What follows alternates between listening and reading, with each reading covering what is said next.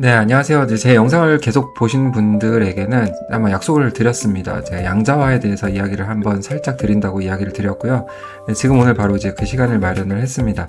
엄청나게 뭐 재밌는 내용은 아니지만 양자화라는 것이 궁금한 분도 분명히 있으실 거예요. 왜냐면은 저도 무척 궁금했거든요. 왜냐면 여러 가지 이름들이 막 모델을 받을 때 이렇게 나와요.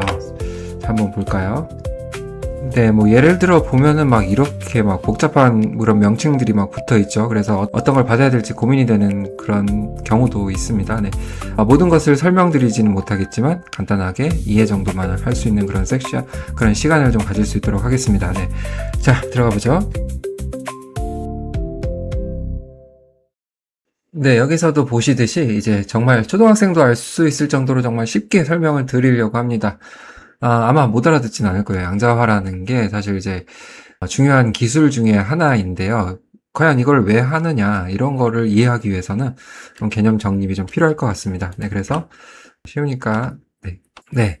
사실 그 컴퓨터는 색깔하고 소리 이런 것들을 어떻게 기억을 할까요? 사실 우리는 이제 뇌가 있기 때문에 모든 것들을 다 기억을 할 수 있지만 또 컴퓨터는 또 다르게 또 이런 것들을 인식을 할 수 있기 때문에 여기에 맞게끔 해줄 필요가 있겠죠. 그래서 이제 양자화라는 것은 어떤 하나의 선이 있다고 하면 그것을 칸으로 이제 잘라서 담고 이것을 이제 숫자로 표기한다고 보시면 될 것 같습니다. 네, 이런 것들이 이제 디지털화 한다고 보시면 되는 개념이고요. 뭐 이러한 개념들이 사실은 이제 컴퓨터에 관련된 개념이 아니라 우리 주변에도 있어요. 물컵의 눈금, 계단, 자의 눈금, 이런 것들이 다 통일되어 있는 것들이 있죠. 그래서 이제 전 세계에 있는 컴퓨터한테도 동일하게 이런 어떤 기준들이 있어야 되겠죠. 자, 그래서 이제 부드럽게 이어지는 세상을 아날로그라고 하면은 칸으로 나눈 세상을 디지털로 이렇게 보시면 될 것 같습니다. 쉽죠? 네, 그래서 색도 사실은 하나하나 이렇게 나누기가 어려워요. 사실 경계가 있고 정말 이런 하나하나의 색들을 표현하는 게 너무나 어렵지만 이런 것들을 이제 칸으로 나눠서 색으로 표현을 하고 있죠. 그래서 헥스코드라든지 뭐 그런 식으로 우리가 색깔을 표기를 하고 있죠. 자, 이렇게 이어지는 소리에 이렇게 콕콕콕 점을 찍어서 표기를 하고 있습니다. 자, 비트라는 것들도 이제 양자화에서 자주 등장하는 개념인데요. 비트라는 것이 이제 두 칸으로 봐주시면 되고요. 우리가 예전에 배웠던 2의 몇 제곱 이렇게 생각해 주시면 될 것 같습니다. 2의 2제곱은 4죠. 2의 4제곱은 16이죠. 그래서 2의 8제곱은 256이죠. 네, 이렇게 해서 비트 수가 높을수록 우리가 표현할 수 있는 것들은 더 많아진다라고 생각해 주시면 될 것 같아요. 그거에 따라서 더 무거워지겠죠. 네. 자, 이렇게 해서 칸이 적으면 숫자도 작아져서 파일 크기가 쏙 줄고요. 파일이 가벼우면 당연히 멀리 뛸 수가 있겠죠? 속도도 빨라지고. 적은 숫자로 계산하면은 스마트폰에서는 잘 돌아갈 수가 있겠습니다. 가벼운 것들을 돌리기 위해서. 그래서 결국은 우리가 온 디바이스로 해가지고 양자화 개념이 같이 이제 맞닥뜨리는 개념이라고 볼 수가 있겠고요.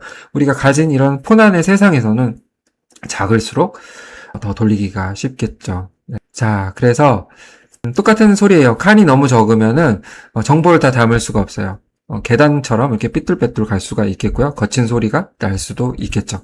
그래서 예를 들어 어떤 모델을 받았는데, 양자화된 모델을 받았는데 우리가 음악을 이제 로컬로 생성을 할 때 굉장히 거친 소리가 나오기도 하고 그렇습니다. 뭐 좋은 모델일수록 더 좋은 소리가 나오고 하는 것과 같다고 생각해 주시면 될 것 같고요. 그래서 AI에서는 큰 숫자를 작은 숫자로 이제 바꿔버립니다. 네, 이렇게 많은 숫자들이 있는데 큰 숫자를 이렇게 작은 숫자로 바꿔버린다고 생각해 주시면 될 것 같아요. 더 빠른 그런 반응성을 위해서 말이죠. 네, 늘어나면 이제 정보량을 많이 담을 수 있다. 이렇게 이해해 주시면 될 것 같습니다. 그래서 양자화는 필요한 만큼만 알맞게 칸으로 정하는 기술입니다. 만약에 어떤 목적을 가지고 이만큼 써야 되겠다 하면은 그만큼 어떤 방법론에 의해서 그만큼을 만들어 놓는 것이고요. 만약에 나는 이 모델을 이거보다 조금 더 큰 그릇에 담겠다 하면은 조금 더 좋은 기술로 이렇게 활용을 해서 양자화 시키면 된다. 이렇게 이해해 주시면 될 것 같습니다. 이렇게 가볍게 한번 넘어가고요. 네. 또 다른 섹션으로 왔습니다. 네. 지금은 이제 바로 이제 월반해서 이제 고등학교, 대학생이 이해하면 좋을 그런 개념으로 왔고요. 조금 어려울 수가 있습니다. 하지만 그냥, 그렇구나라고 이해를 해주시면 될 것 같고요. 이거를 너무 깊게 팔 수도 없고요. 예, 저도 마찬가지로 연구하시는 분들이 조금 더 깊게 팔 수가 있겠고요. 그냥 우리는 그냥 어떤 모델 어떻게 받아서 사용하는 그런 입장이기 때문에 그러한 개념만 살짝 알고만 가면 좋을 것 같습니다. 네, 지금은 주로 이제 컴퓨아이 유저분들이 많이 보실 거라는 생각이 들고요. 그리고 아까 양자화의 기본 개념, 가볍고 더 빠르게 사용하기 위해서 양자화를 진행한다. 이러한 개념을 가지고 와서 이어서 설명을 드릴 수 있도록 하겠습니다. 여기 보시면은 이런 식으로 이제 많이 있어요. 이런 형태가 있다는 거 봐주시면 될 것 같고요. 자, 그 다음에 표기가 이렇게 다른 거는 이제 모델, 그리고 이제 목적, 그리고 백엔드가 달라서 그렇다는 것을 이해해 주시면 될 것 같고요. 이제 모델의 아키텍처는 다 이렇게 나누어져 있죠. 이 모델은 워낙 익숙하기 때문에 그렇고요. 이제 컴퓨터의 로더 노드마다 읽을 수 있는 포맷과 옵션이 좀 달라서 로더가 따로 있기도 하고 유닛 로더가 있기도 하고 그렇습니다. 그다음에 백엔드 GPU 같은 경우는 FP8, NVFP4는 사실 지원 GPU와 커널이 있어야 실제 속도가 나올 수가 있습니다. 그래서 NVFP4 같은 경우는 엔비디아를 사용하시는 분들한테 또 지원 가능한 속도가 나온다. 이렇게 생각해 주시면 될 것 같고요. 그 다음에 VRAM의 절약, 속도, 품질 중 무엇을 우선시하느냐에 따라서 좀 달라질 수 있다라고 봐주시면 될 것 같습니다. 너무 깊게 들어가면 안 되기 때문에 빨리빨리 넘어갈 수 있도록 하겠습니다. 네, 그래서 이제 숫자 형식, 정밀도를 어떻게 가져가느냐에 따라서 이렇게 나뉠 수가 있어요. 그래서 FP16, BF16, FP8, int8, int4, NF4, NVFP4 뭐 이런 식으로 읽을 수도 있겠죠. 그리고 적용 대상 방식에 따라서 그리고 뭐 호환성 주변 표기에 따라서 프룬드, 디스틸드, 뭐 캘리브레이션, 터보 라이트닝, 뭐 속도 관련해서 이렇게 나뉠 수가 있겠고요. 16이라는 것은 좀 크다고 생각해 주시면 될 것 같아요. 그래서 모델을 16짜리 쓸 수 있는 분들은 그래픽 카드가 어느 정도 좋다라고 생각해 주시면 될 것 같고, 보통은 이제 FP8을 사용하거나 그 아래 모델 이렇게 사용을 하고 있죠. 이렇게 이해를 해주시면 될 것 같습니다. 네, 여기에 대한 자세한 그런 슬라이드는 제가 공유를 또 드릴 거니까 나중에 영상 시청하시고 복습을 하는데 사용해 주시면 될 것 같고요. 그래서 사실 이제 같은 4비트라도 다릅니다. 어떻게 이거를 구현하느냐 다르죠. 여기는 이제 정규 분포에 맞춘 비균일 눈금을 사용한다 보시면 될 것 같고, 이건 균일한 정수 눈금을 사용한다 보시면 될 것 같습니다. 그래서 이제 4비트 부동 소수점과 블록 스케일을 활용해서 NVFP4라는 또 방식이 나오는 거기도 하고요. 자, 그렇습니다. 이렇다고 하네요. 네. 그래서 같은 4비트, 같은 16비트라도 다른 방식으로 표기가 될 수 있겠다라고 봐주시면 될 것 같습니다. 최근에 좀 이제 저는 이거 나온 개념으로 좀 알고 있는데요. 좀 더 가볍게 사용을 할 수가 있을 것 같습니다. 그래서, 웨이트 같은 경우는 이제 4비트로 저장을 하고, 그 다음에 활성화 같은 것은 8비트로 이렇게 분할을 해가지고 조금 더 효율적으로 사용할 수 있게끔 한 그런 모델 명칭이라고 보시면 될 것 같고요. 그래서 이제 나뉜 거예요. 사실 가중치 비트하고 활성화 비트를 이제 따로 나눈 거라고 생각해 주시면 될 것 같습니다. 그리고 이제 PTQ하고 QAT가 있는데 언제 양자화하는지에 따라서도 다를 수가 있습니다. 그래서 학습이 끝난 모델을 나중에 압축하는 방식은 PTQ라고 볼 수가 있겠고요. 그 다음에 압축될 것을 미리 학습해놓고 이렇게 진행하는 것들은 QAT라고 보시면 될 것 같습니다. 네, 이렇다고 합니다. 그리고 스케일을 얼마나 잘게 나눌까에 따라서도 좀 다를 수가 있습니다. 마치 이게 이제 행렬 같죠? 행렬 같은데, 이런 이제 블록들을 어떻게 잘게 나누느냐에 따른 방식에 따라서 이렇게 나눈다고 보면 될 것 같습니다. 뭐 믹스들을 많이 보셨을 거예요. 그래서 층마다 이제 다른 비트를 갖고 있어요. 또 민감하게 봐줘야 될 그런 자리에서는 좀 더 정밀한 그런 FP16을 사용하고 있고요. 아닌 경우에는 이제 4비트를 사용해서 이렇게 좀 효율화를 시켰다라고 봐주시면 될 것 같습니다. 자, 그리고 캘리브레이션, 대표 입력으로 범위를 재는 과정인데요. 대표 샘플을 이렇게 입력을 해요. 이미지 문장 그래프를 스캔해서 입력을 하면은 이제 액티베이션 범위 측정을 이런 식으로 이제 정기분포식으로 해서 스케일 범위를 결정해주는 방식이라고 봐주시면 될 것 같습니다. 캘리브레이션이 들어갔다라고 생각해 주시면 될 것 같고요.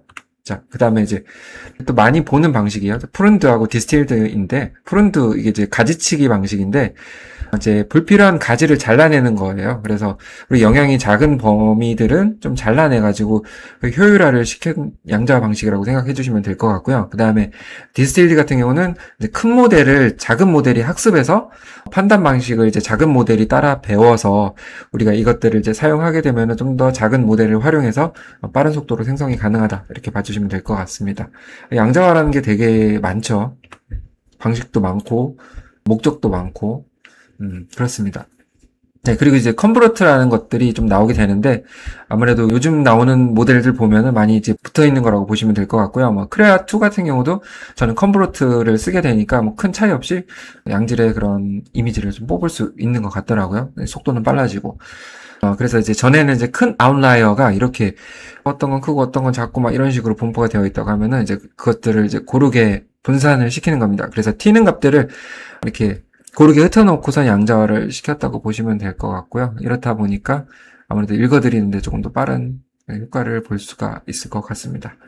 네, 참고를 해주시고요. 그 다음에 이제 터보하고 라이트닝 많이 보신 개념인데요. 이거는 이제 양자화하고 동의어가 있는 건 아닙니다. 그렇지만 우리가 좀 빠르게 생성하는 데서 같이 개념으로 이해하면 좋을 것 같아서 넣었고요. 이거는 이제 생성 스텝을 빠르게 줄여가지고 보통 이제 4스텝이나 8스텝으로 해서 빠르게 이미지나 영상을 생성할 수 있게 만드는 이제 기술입니다. 그래서 이런 것들을 이제 파이프라인을 최적화하기 위한 하나의 과정이라 보시면 될 것 같고요. 그 다음에 이제 컴퓨터에서 파일명을 만나면은 이런 순서로 보게 됩니다. 그래서 세 개의 축이 다 붙어 있게 되고요. 그 다음에 이 GPU가 어떤 형식을 지원을 하는지 이런 것들도 구분을 할 수가 있겠고요. 이제 어떤 모델의 변형인가 이런 것들을 이제 앞단에서 확인을 할 수가 있겠죠. 그 다음에 파일 크기는 이제 실행 VRAM하고 관련된 것은 아닙니다. 혹시나 파일 크기가 12GB면 나는 이제 VRAM 12니까 사용 가능하겠다. 뭐 이런 식으로 이제 판단을 할 수가 있겠는데 뭐 그런 경우도 있지만 꼭 그렇지는 않다라고 보시면 될 것 같고요. 그래서 이제 이 포맷에 읽는 노드가 이제 GGUF 로더가 있느냐 혹은 세이프 스탠서는 기본 유넷 로더로 이제 읽히게 되는 거죠. 그래서 그런 부분들을 한번 체크를 해주시면 좋을 것 같고요. 그래서 이제 파일명 리드미 로더에서 백엔드 VRAM 로그 이런 순으로 한번 쭉 확인하게 되면은 대부분 안 돌아가는 문제들은 해결할 수 있을 것 같고요. 정 모르겠다 하면은 우리가 클로드나 챗GPT를 통해서 해결을 충분히 할 수 있는 시대를 맞이하고 있습니다. 네, 그래서 골치 아프게 할 필요는 없겠죠. 자, 그래서 한 4가지 정도의 판단 기준에 따라서 쓰는 것도 다를 수 있을 것 같아요. VRAM이 내가 가진 게 부족하다. 혹은 더 품질을 좀 우선시하고 싶다. 속도 우선시하고 싶다. 호환성 우선하고 싶다. 그럴 경우에는 이렇게 이제 정밀도 측면에서 추천해주는 조합들이 있을 것이고요. 요거는 앞에서 이제 같은 내용이고요. 양자화 표기는 세 개의 축을 조금씩 다르게 읽어주면 될 것 같습니다. 물론 다른 방식에 의해서 또 업데이트 되는 것들도 있을 거예요. 제가 다루지 못하는 부분도 아마 다를 분야에 비해서 지금 아주 적은 거라는 생각이 듭니다. 차후에 또 보충할 내용들 적어드릴 수 있도록 하고요. 정말 이제 들어오는 속도가 너무 빠르기 때문에 저도 흡수할 수 있는 속도가 이제 한계가 있습니다. 다음에 또 부족한 부분들도 다룰 수 있도록 하고요. 네, 오늘 내용 도움이 되셨으면 좋을 것 같고요. 네, 여기서 궁금한 내용들은 우리 댓글을 통해서 같이 공부를 할 수 있으면 좋을 것 같습니다. 네, 오늘 내용 여기서 마무리하겠습니다. 감사합니다.